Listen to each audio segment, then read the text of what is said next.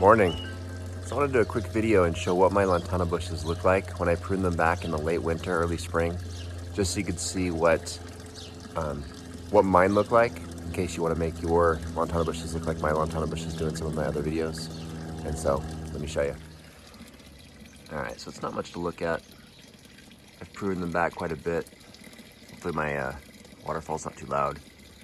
But yeah, they're breaking buds like crazy. And it's just early February. What is it, like February, I don't even know, 6th? Yeah, February 6th. So this is kind of what it looks like when I prune it back. And I like to clean it up near the bottom. It gives it a nice even shape once it fills out with tons of branches and flowers and things.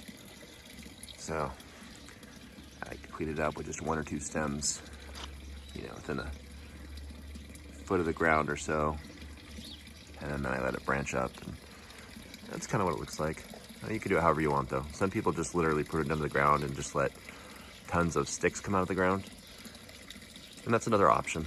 I think they look a little cleaner when you do it this way. So there you go. Thanks for watching.